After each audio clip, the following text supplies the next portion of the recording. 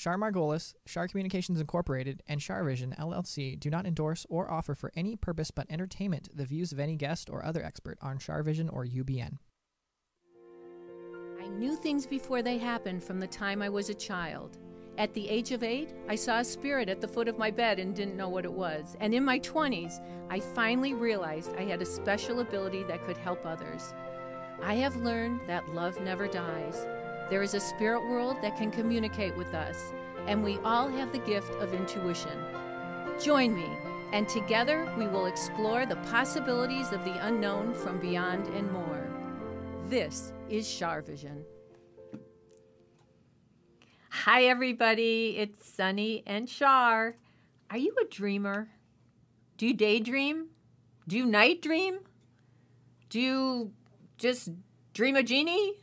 Whatever it is you dream, we've got an excellent dream expert with us today, and her name's Kelly Sullivan Waldman, and she knows everything about dream interpretation. And do you also interpret daydreams? Sure. I can interpret anything. I look at everything symbolically through the lens of dreams. So, yeah, Wow. It's all a dream, by the way. So daydreams count as dreams. We're They dreaming do. right now, in fact. We the are. listeners and all of us here. It's all one big, beautiful CharVision dream. And because I'm a dreamer. Are you guys out there? Are you dreamers? Tony, do you dream? All the time. All the time? Elisa, you Sweet. dream? You dream, Emily? I want to Okay. hear. So That's it. how Bring it. how did you discover the secrets of dreams? How did you get into this? I was, I've got 4 sisters, and when I was young, Which one are you? I'm the oldest. So my sister that's closest to me in age, Shannon, in all the different houses we lived in, all the different configurations, we always would share a bedroom. And we would often talk in our sleep in a dream with each other. My mom would come in the middle of the night and be like, girls, go to sleep. And she'd be like, wait, you are sleeping, but you're talking. You were And talking it to just- each other? We would talk to each other.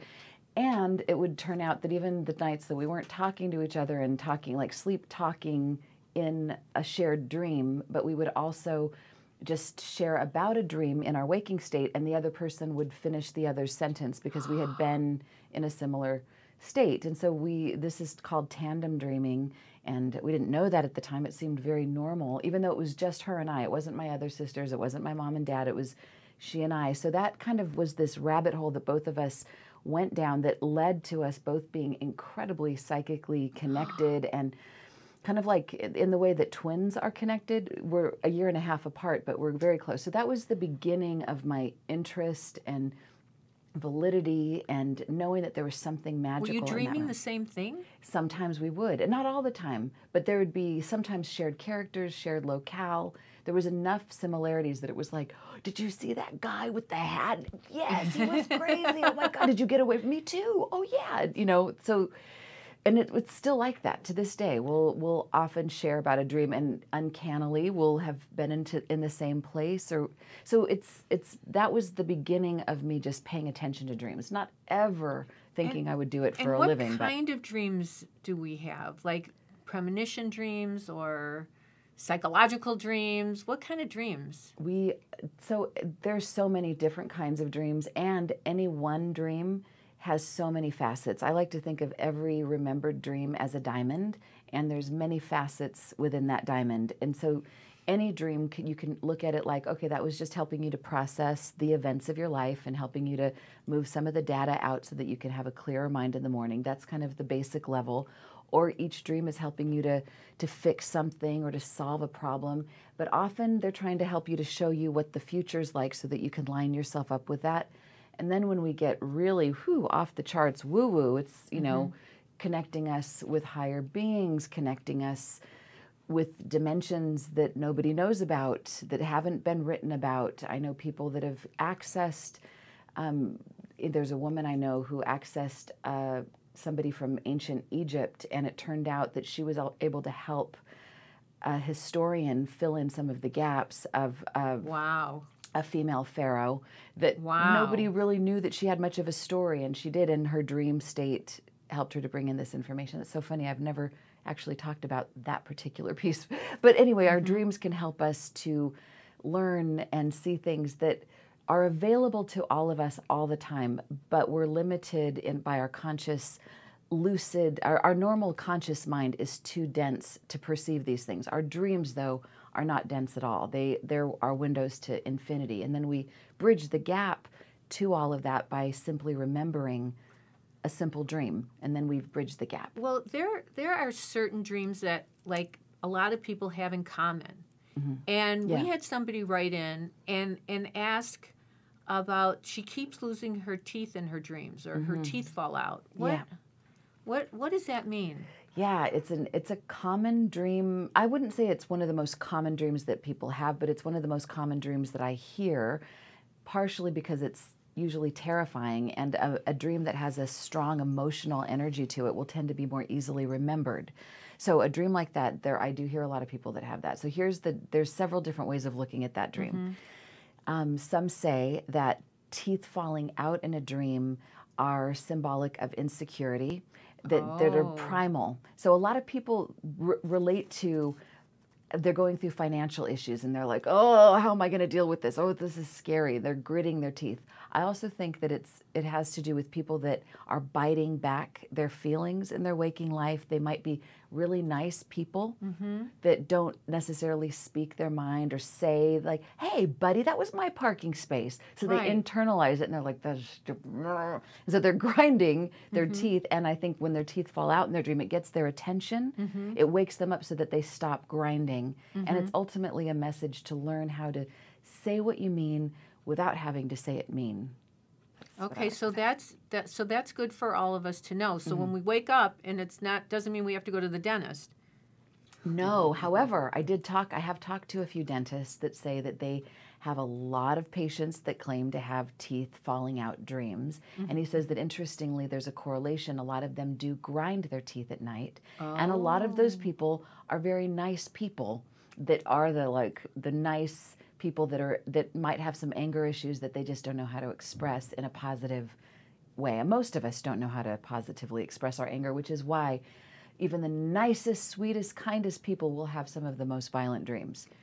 And it's like the dark side of light chasers, like Debbie Ford's book. A lot of very light spirit, angel people, angel people, and animal people too will have dreams about pretty interestingly gory things. There's another caller said, or writer, email person said, I have had a dream about Armageddon, and I know a couple other people that had a dream about Armageddon. What does that mean? Well, a few things. First of all, there's a lot of people that are watching television or the news right before they go to sleep, and a lot of the most popular TV shows, The Living Dead, The Walking Dead, The Walking Dead, like all of those things. People are like watching that and then falling asleep and then having dreams about an apocalypse or like zombies, or so some of that could be about what you're focusing on in your waking life. But you don't think they're prophetic of the future, but they could be. I actually had a dream like that. Okay, okay. So you had an apocalypse. Do you want to know my dream? Yes, please, absolutely. Let's go there. I don't want to bore everybody at home with my dreams because people want to know your dream. Okay. I don't know if I should say it, but okay, it's this symbolic, is what happened. Though. It's okay. I was in a motorhome. Okay. And I was going up in northern Michigan. I live in Michigan, and then I was going to northern Michigan where it's more rural and beautiful and lakes, like big lakes that are like oceans, and it's lovely. And I was told that I had to go north. I had to go up north. Donald Trump ended up in the motorhome and said, there's chaos out there. There's Armageddon. So you better keep going up north. And then he disappeared. He said, you'll be safer up north. Oh, interesting. I swear that was my dream. Okay, so it was like 2 weeks ago. So can we play with this? Yeah. All right. So I don't have a crush on Donald Trump. You don't? No. His tan? Do you have a crush on his tan? No, I have nothing. Okay. I'm. I just have to say, I heard Obama say, "Orange is not the new black." I just had to go there. That's hilarious. Okay, so I always ask people if I have a time to do a session. I mean, we can do the rapid fire version of my interpretation. Okay, do but it's rapid kind of fire fun. because there's other questions and other people who have. Okay, well, I'll just, if you were going to give your dream a title, if it were a movie, what would you call it? I would call what my gut was. Yeah.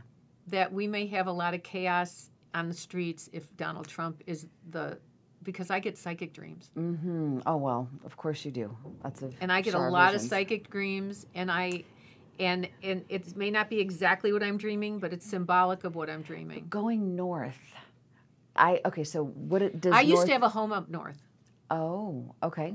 And it was safe and quiet, Okay. and you know, it was like no traffic and quiet and lovely going up north, but he disappeared because I felt like he was warning me that there was Armageddon and I better go up north and get out of there. Interesting. Well, so we could say that I always look at every dream from the literal perspective and then from the symbolic perspective, just in case there's some value to be gained from that. So you actually lived up north, so that's one part of the literal aspect. And Donald Trump is running for something. We're not even going to say the... Yeah. All right, so there's some literal aspects of this, and there could be chaos should that absolute impossibility happen that he become president. Okay, good. so that's... You think it's impossible? I think it's absolutely impossible. Okay. That's my point of view. Okay. But from a symbolic perspective, north is a really interesting symbol. People talk about true north, meaning like go higher, go to like your higher place. So should chaos happen, like go spiritual, go, like I get the chills on that one. That like, makes sense. Don't fight the fire with the fire, like go into, be part of the solution. That makes such good sense. Go north. But it's interesting that he's telling you that. I mean, I would think that more of a spirit guide would say that, but I think that Donald Trump as a symbol for, I mean, so many of us think of him as, you know, we just finished, for many people, but it was an Armageddon dream. And it was because I felt like when I woke up, it was because of him there was Armageddon. Because of him. That's just a dream, you guys. Yes, I'm not making but predictions. one thing that we can do with a dream that I think is incredibly healing is look at every character, and this is what Carl Jung, the late great father of psychotherapy, would say to do, is to look at every dream as if every part of us is symbolically represented in that dream. So the Donald Trump part of myself, I would say, is the paternal part that just says what to do and how to do it. That makes sense. And I have that part of me that's not necessarily a bad part of me, but there's a part where that can go bad. It can go too extreme. So where is and lakes, interestingly, the Lake District is a very feminine symbol. And the woods, it's all very feminine, and that there's this paternal element in the middle that's giving you clear direction, go north.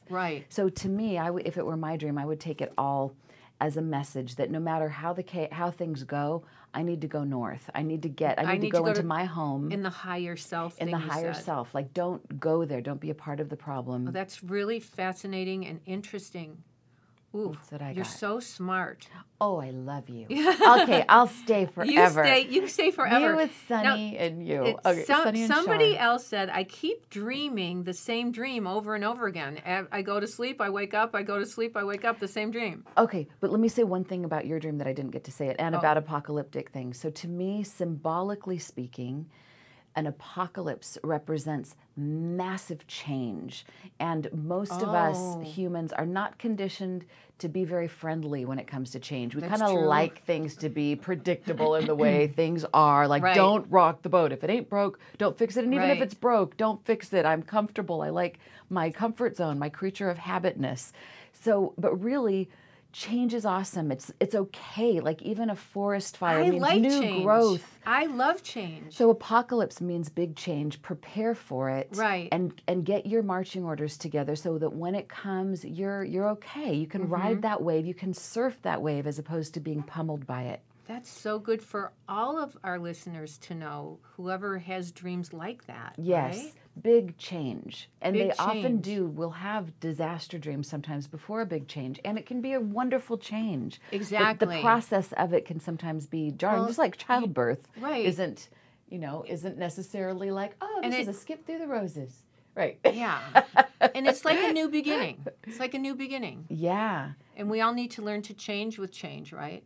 So, yes. so what about the So the repeated recurring dream? Recurring dream. To me, whenever there's a recurring dream or a recurring theme, it's like the cosmic highlighter pen saying, pay attention to this. There's a theme here that is, you haven't quite solved the case, you haven't cracked the code, so stick with it. You're not done. So it's kind of like Groundhog's Day. Go back, go back, go back until you get it right. So it means it's an important dream. To me, if somebody says it's recurring, my ears perk up even more than normal because I feel like something important is attempting to be communicated or an issue is attempting to be worked out and it's not done yet. So get to it, shine some light on it, take it seriously. So if you can solve the issue, then you get to move on. Groundhog's Day is over. So does it ever go away? Like you eventually stop dreaming it when you figure it out? Carolyn Mace, who I'm sure you know. Oh yeah, Carolyn Mace is great. She's a healer. Yeah, she's a wonderful healer. And she talks sometimes about sacred wounds, the wounds that do not heal. Oh. And she says that we all have one of those. And it's a something that we're like, oh my God, I've read every book, I've done every seminar, I have every crystal, and I still have this ache, or I still have this relationship issue, or a weight issue, or a health issue, or whatever it is. And it's a sacred wound. And so we can look at a recurring dream I have a recurring dream that I have had since I was very young that it just, I think, has gone away over only the last year. And it's about a relationship. My first love, I was dumped. It was devastating.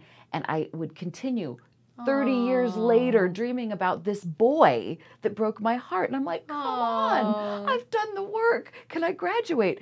And one of the last dreams I finally had about him, we were playing baseball and we got to third base, but we kissed and it was like the sweetest kiss. And it was like I was vindicated. It was like we got the love, we got the exchange, and I haven't had a dream about him since then in a year. So I feel like that part of me that needed the healing. It wasn't about him, but it was about that fractured part of myself that I feel like I finally get to have other dreams. Finally, after 40 years. That reminds me, I used to dream of my childhood home over and over and over again. Now, wait, my mother sold the home after my father died.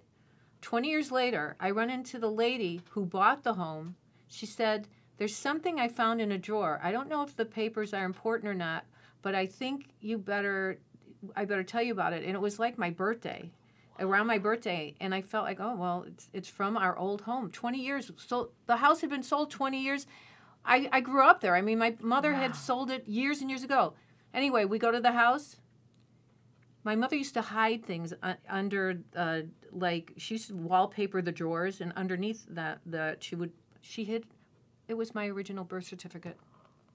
I swear to God, this is a true story. Oh my! It was like a gift from my mother, and my mother had been gone, and my mother had been gone for years, and it was on my birthday, and I stopped dreaming about the house.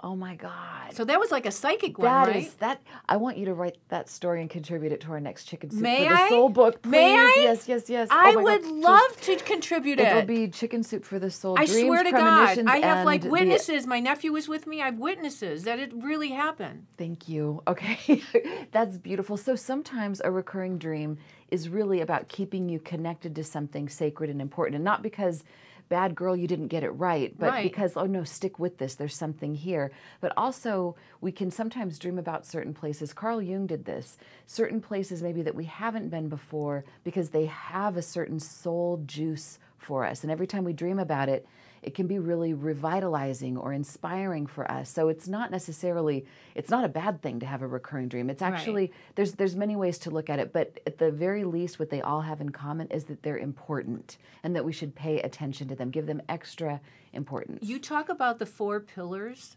Mm-hmm. What are those? Let's see if I can remember. Okay, I always do them out of order. It's okay if No. It's okay. To me, this is the simple way of looking at a dream and kind of deconstructing it. And the first thing, and I've said this already, to look at every dream, no matter what it is, from the perspective that every person and everything is an aspect of yourself. And that can be hard for people to do, especially if it's a scary witch or even like a great saint. It's like, those parts are not aspects of me. Well, yeah, maybe they are. Right. And another perspective is to look at every dream as if it is about your power. Power is a big word in dream work. What if your dreams are like with your house, dreaming about the childhood home? Your place of origin has a certain soul power that you got connected with. So, and even the dream about the apocalypse could be a dream about like something that could take your power away, helping you to preempt that from happening. So it's about you trying to either hold on to your power, grow your power, not give it away, not overusing it, stepping on. So your dreams are often about how we're using So that's good power. to know if you guys are dreaming about your childhood home. Not just me, my dream. Right. And anything just, it's like it equals how is this making you more empowered. Also, there's no such thing as a bad dream. Oh. My perspective is that even the most terrifying dreams are coming to us in the service of our health, healing, and wholeness, no matter what. So it may be helping us to work out an issue. And I've heard some of the most treacherous, scary dreams, and I know in working with them, they're a great blessing. And the nightmare, an unpleasant dream, a nightmare isn't over just because you woke up. So you get to put a happy ending on it. A nightmare is an unfinished dream, in other words.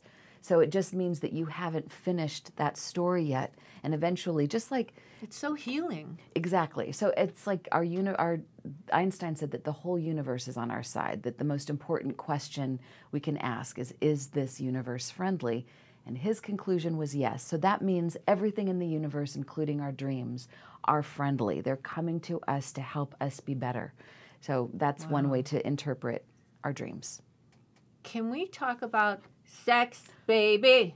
We need a little Talk soundtrack about with all that. the good things and the bad things that can be. Okay, so this is your book. Love, sex, Boom, chicka, and bow, wow. relationship. We better keep It's not a porno. we better keep our day jobs. You don't want to go on the road with our singing duet? I want you to tell us about this. Okay, so it's your guide to interpreting 1,000 common dreams and symbols about your romantic life. Can Whoa. we dim the lights and light some candles? Wow. Feed each other some grapes? Yeah, so I wrote this because I work with, oh, She got a Kindle. I'm like, she is good. Thank you so much. She is on it. That's awesome. How romantic. Thank you. So I work with a lot of women. Primarily, I have men clients too, and I do workshops with men and women, but most of my clients are women. And I'm also interested in relationship issues. I feel like I've earned my unofficial PhD several times in the School of Hard Knocks, learning about love, as you can tell by my recurring dream. Hello. Right. I'm outing myself. So to me, our dreams are often helping us in our relationships, and it's a worthy area to just focus in on our romantic lives and how our dreams are helping us to become better in those areas, because it's easy to be enlightened when you're not in a relationship. I heard Marianne Williamson once say that she wasn't in a relationship, and she said, spiritually speaking, she thought she was about a 9, and then she got into a relationship and realized she was a 2. So it's like, if for the best of us, they're difficult. Of course. So our dreams are often, we have so many dreams. Or if you're happily coupled and you have a dream about cheating on your spouse, or if you're having a sexual dream about your boss or about your neighbor, or God forbid, I mean, some taboo person. Right. It's like, people get really upset about these dreams, and they harbor these feelings. And they think the negative instead of the positive. They make up the worst interpretation, Right. and then they keep it to themselves because they're ashamed of it. And then it's just not good for us. So this is like my way of Do you shining counsel light. people privately? I do. And how can people get a hold of you? Let's see, they can go to my website, kellysullivanwalden.com, and they can send an email to kelly@kellysullivanwalden.com, and they can inquire. We have it there. at the bottom of the screen here. So people, you guys, really, you should get a hold of Kelly. I mean, we all dream, and it's really fascinating how to interpret these things into the positive, not the negative. Absolutely, absolutely. And how can we get your book, Love, Sex, and Relationship? Thank you. This is my copy. Yes, it is. I'm going to read it yes, over and it is. over I'm again. going to put a big smooch on the inside. Oh, thank you. Yeah, you can get this anywhere books are sold, Amazon.com, Barnes & Noble. I always great. ask people to try to go to their local bookstores. Yay, do that. Barnes & Noble or mom and pop bookstores, but it's available anywhere books are sold. It's fantastic. And it's on wonderful. Kindle. Yay, so you can use actually the Kindle version. A lot of people prefer that. You can use it as an app for dream interpretation. So you can put in the little search bar in the book. If you dreamt about shoes, if you dreamt about a candle, an X, so you can plug those words in, and it will take you right to those definitions so that you don't have to search throughout the book. So you can really use it as an app. Kelly Sullivan Walden, you are indeed a pleasure to have. Thank you so much. CharVision and Sunny and Tony you. and Elisa and Elisa's beautiful daughter. Emily, you guys rock. This has been so sweet. Yeah, listen, it's been wonderful. We hope we you. can take callers next time you come. That would be so much fun. I would love that if you would come back. Yes, and we have to have a little champagne and and romance. a little, why not? My husband wrote a song called, he had a band called Champagne. Romance, candles. Yeah, Oh, how we'll do sweet. that. Okay, you guys, don't go away. We have an amazing healer coming up. Her name is Therese Sanderson. Thank you. We'll see you in a minute. Hey, everybody, it's Char. Please join me in Encinitas at the Seaside Center for Spiritual Living. I'm doing readings on November 4th. The tickets are only $25. And then on the 5th, I'm doing a day workshop where I teach you to be intuitive and psychic. Why not learn to prevent problems and attain goals in your life? I can't wait to see you there.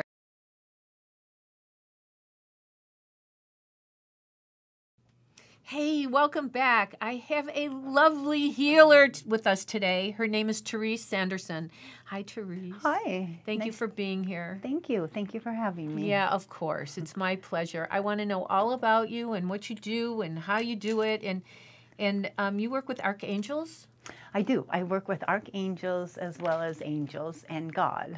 Well, that's good that God's included because Yeah, we don't want to separate the angels from God. No, we don't want to do that. So tell us how you communicate with angels and archangels. I've had this gift my whole life, and over time I developed it. But I'm able to see them, to hear them, to feel them, and to be able to channel their energy as well. Do you have specific ones you work with? No, because there's so many, well, there's a lot of different archangels that I work with, Archangel Michael, Archangel Gabriel. Oh, so lovely. Right, and then there's all different angels that have different functions that they're considered healing angels. They come in, and so they all have different functions, different jobs that they do. Wow. So how do these angels assist you in your healing work? They are able, the beautiful thing about the angels is that they're able to work with large amounts of energy. So they can actually come into a person's aura, their energy field, their chakras, and actually lift out old energy, stagnant energy, trauma, fear, attachments to other people, family energy, generational energy. How do you see that? How do you find that? Like if they're hanging on to stuff. I'm able to see it. The angels show me. So you see it intuitively. I see it. Yes, I see it clairvoyantly, and I feel it. And then the angels are able to disconnect that energy. And oh wow! So give us an example of somebody that you healed and how the angels healed them, helped you. Okay, I'll give an example of somebody. Well, she was quite in a you could say she had a lot of trauma from childhood that was buried in there, and she had an autoimmune disease. Oh. That actually manifested because of this trauma. Oh. So she was able, through probably about a year, we had to work on it because there was a lot of different layers, able to release that trauma, fear, and even physically her health came back in amazing ways, and her confidence and her self-love. That's fantastic. Yeah, it's been remarkable. So were you able to see it, and then she elaborated on, as it got deeper and deeper, the deeper the wounds, the wound and the scars? No, usually most of these wounds are buried. People sometimes are usually not aware of them. Sometimes they are, but they don't know how to release it. It stays with them. So the angels are able to actually take that energy out, and then they replace it with positive, godly energy. Oh. That has positive attributes like peace or love or courage or strength or a sense of just overall well-being, joy. So you're a teacher too, right? Yes. So can you teach us how to connect with our angels, our archangels? Uh-huh. How? I mean, I know it's not the Cliff Notes version, but... Right. Well, the most important thing is to be able to ask.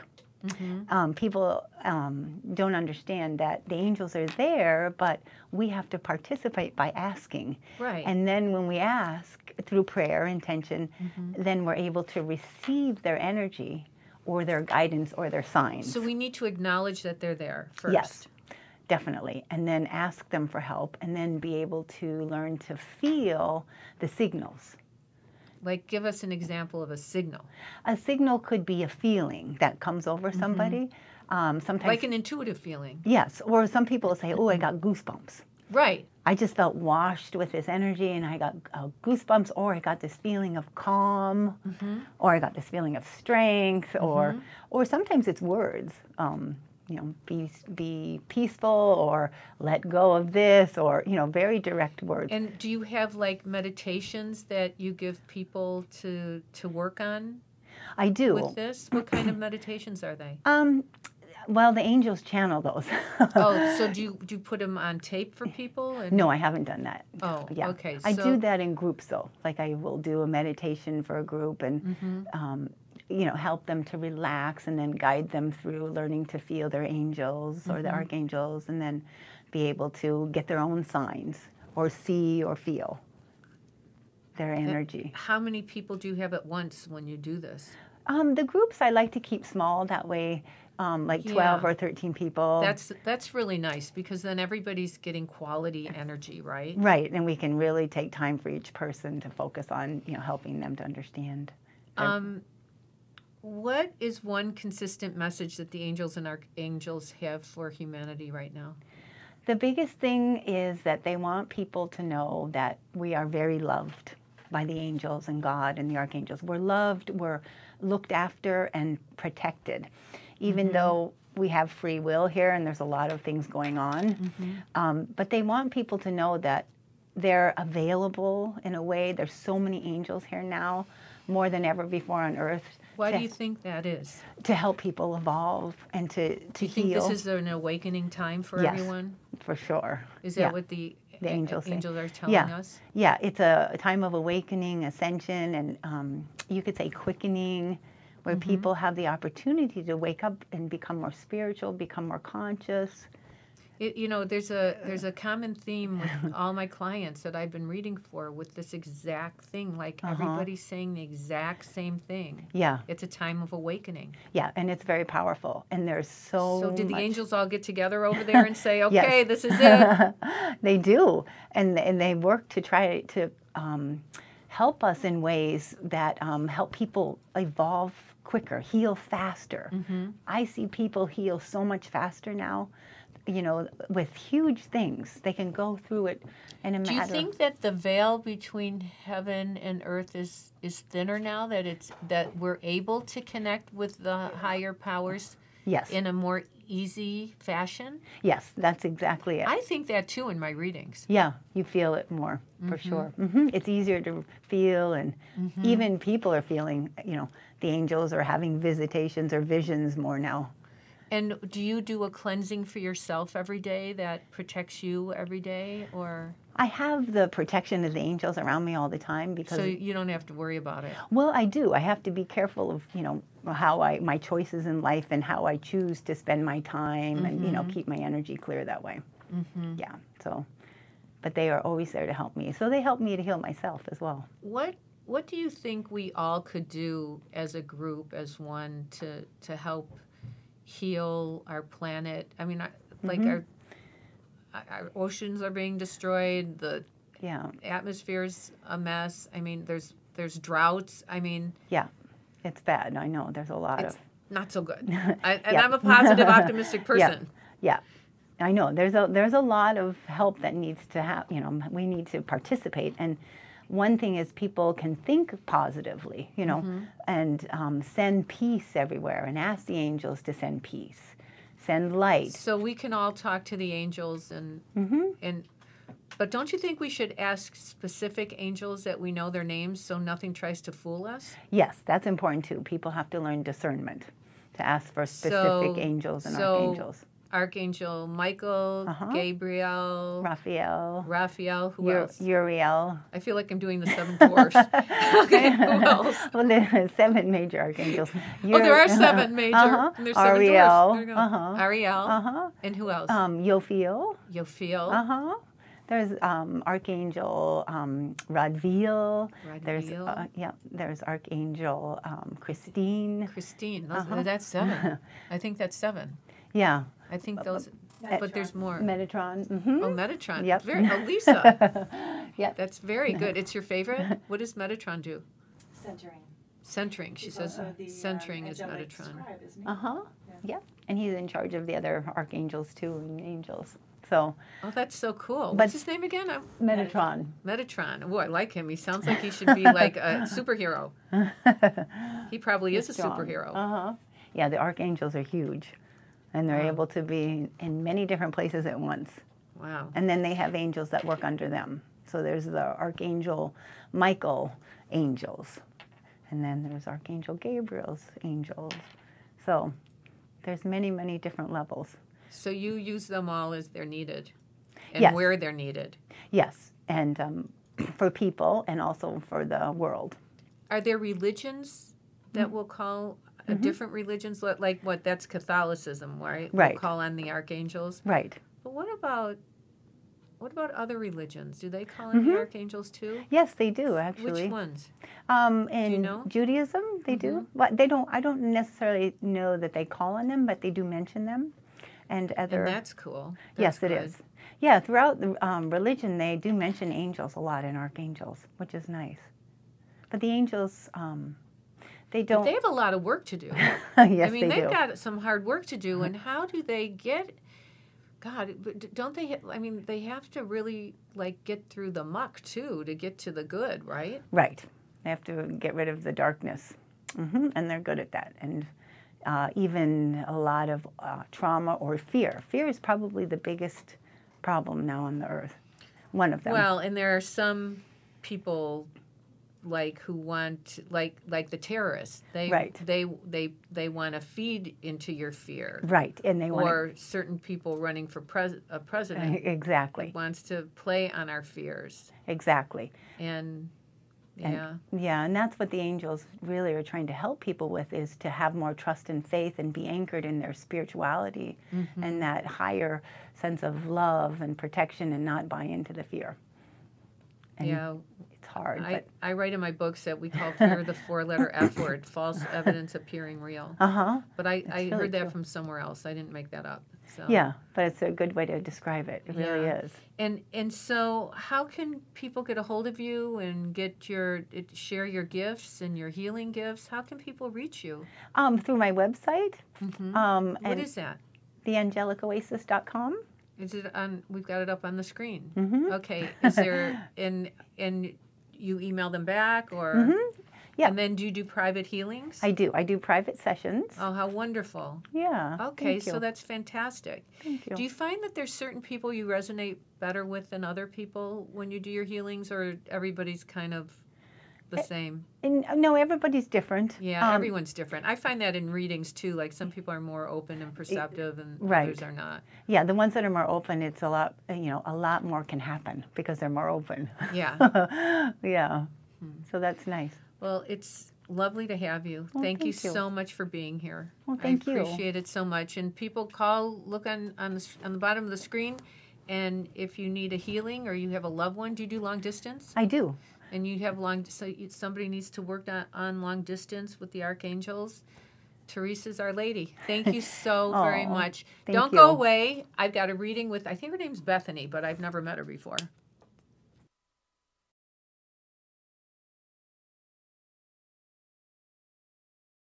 Hi, everybody. We're back, and I'm ready to say my prayer and read for Bethany.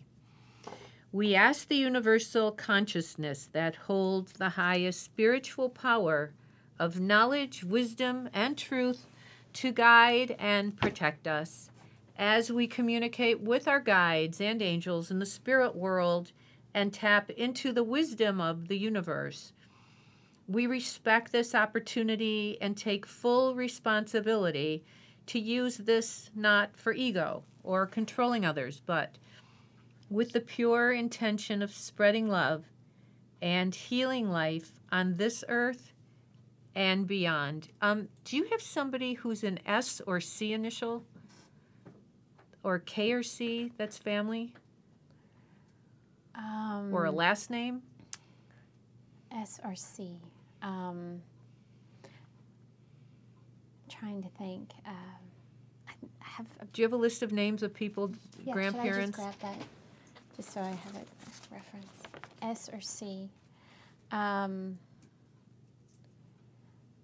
Yes. Well, I have a couple. Yeah. What, living? Or is there one deceased? With an S or a C. Mm-hmm. Or they're both living? The ones that I'm thinking of are both living. And is that a female? The one living? There's one of each, actually. Okay, which one's a female? The S or C? The C? And in the male with the S, is there a T in his name? Yes. Is it ST? Yes. Like Steve or Stanley or Stuart or? Yes. Is it, which name? Stuart. Stuart, who is this? A friend. Is this a close friend? Somewhat, yes. Was it a romance or a friend? Kind of both.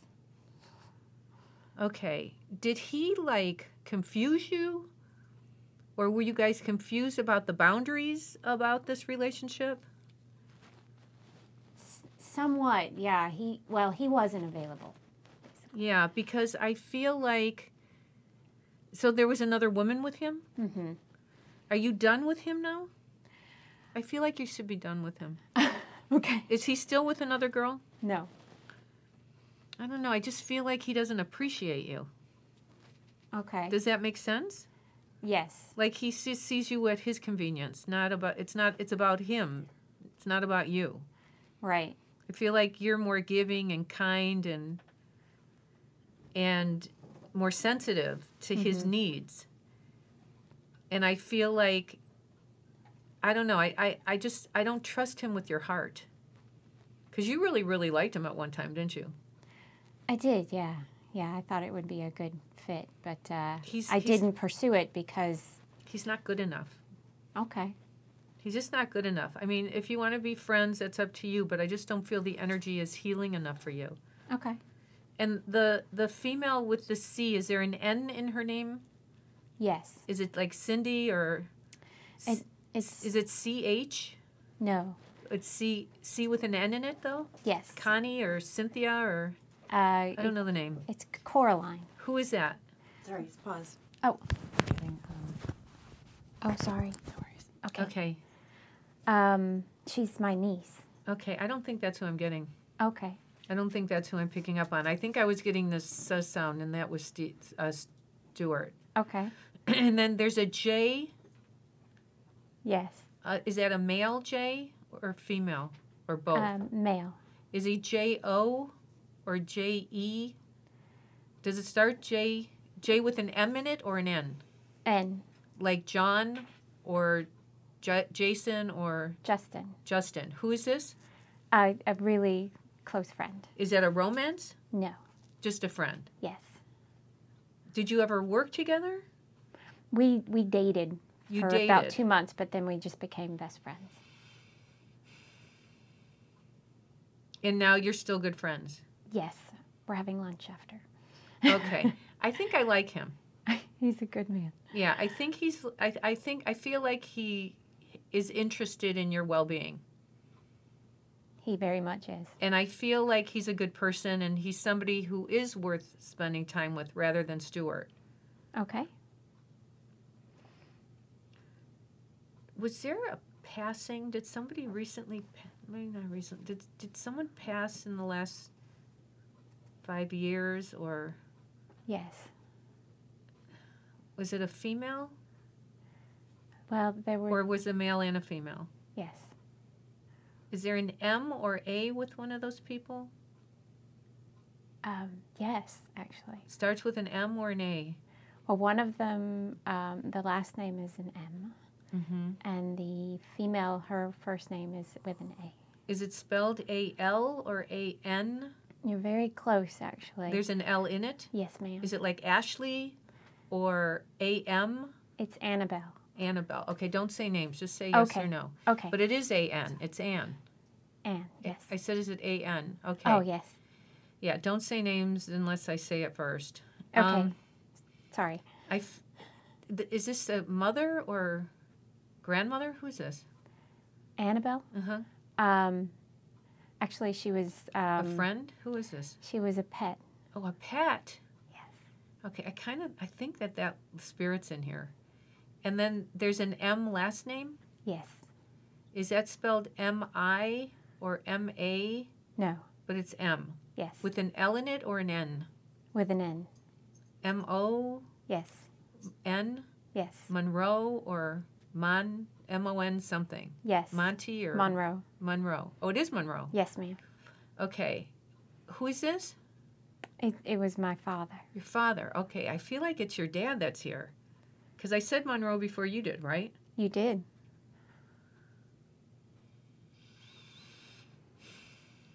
God, he's showing me a star. Were you close with your dad? I was very close, yes. Were you his star? Were you a star? Or was he your star? I don't know why I'm seeing a star. Yeah, he would, he'd refer to me as his bright light and shining star and his guardian angel. He's showing this to me. And he's showing me that he's saying you must have either helped him or done all you could. Were you in separate places? Yes. Did you live in separate places? Yes. Do you feel guilty because you weren't always there? Yes, sometimes, yes. He's saying that you had to move to pursue your career or to pursue your life, and he doesn't hold that against you at all.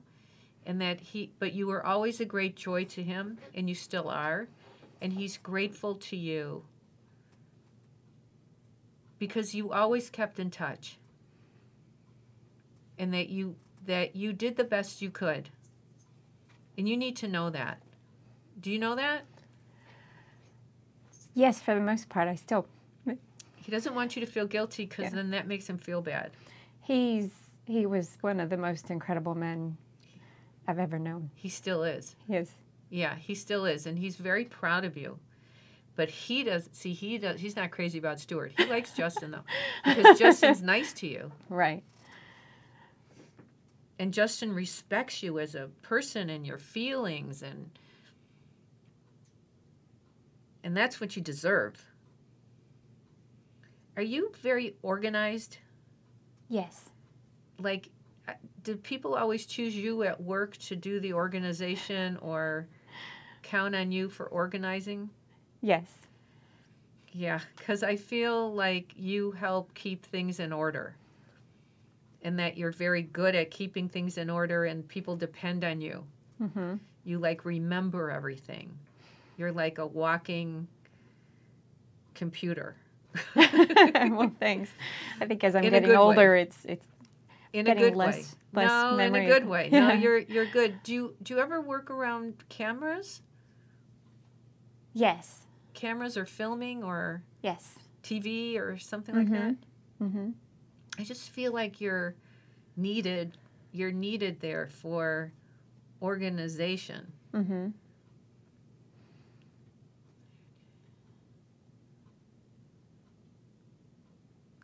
Your dad is telling me that he tries to come to you as a symbol, like something symbolic. Sometimes spirits will come like in nature, like a hummingbird or a butterfly or a... Does that mean anything to you with your dad? Wow. Yeah. Is it a bird or a hummingbird or a butterfly or a... Well, it's two things, actually. My father was very fond of birds. So whenever I do see a bird, I think of him. But this is wild because I'd always heard the saying that when you see a butterfly, whisper to it and it'll tell someone above that you're thinking of them and you love them. Yeah. And nobody else knows this. But outside my apartment, there's a shrub of bougainvillea. And most days when I walk to my car, there's a little monarch, sometimes one or two, but there's always a little monarch butterfly. And I always whisper to the butterfly as I walk by, tell my dad I love him. And tell Annabelle and Charlie and all my pets that I've lost that I love them. And that's really wild. I guess your message is that they hear you. That's great. I didn't expect to get choked up. I didn't either. But that's really wild. They'll always watch over you. You're never alone. You sometimes feel alone, but you're not. Yeah. Thank you. Thank you for sharing this with me. Oh, thank you. Thank you. It was really, wow, really powerful. Thank you. So. Thank you. And your dad's last name was Monroe? Is that what it was? Yeah. Yeah, I had my eyes closed, so I couldn't see if you were shaking your head or not. Oh, I'm sorry. No, don't be sorry. I was just like so into it. Yeah, he was an incredible father and man and he still is. Soldier. And you love your babies, and he's probably keeping an eye on your babies on the other side. Yeah, he wasn't always a big fan of the pets growing up, but I think he respected that how you much loved them. Yeah, that I loved them, and he was kind to them though. He was really a gentle soul and took care of them. So, he's saying you'll always be watched over. You'll always be okay. You don't have to worry. Maybe you worry sometimes about your security. He's saying you don't have to worry. Okay. Thank you. Thank you. Okay. Wow. Okay. Oh, I'm ready to leave. Don't. Oh, I want to thank everybody. I want to thank Kelly and Therese and Bethany for being on the show today. And I especially want to thank you because it's because of you that I'm allowed to help others help themselves. Be with us again next week. I'll look forward to seeing you on CharVision. Thank you. Sunny says bye-bye. I'm a little verklempt.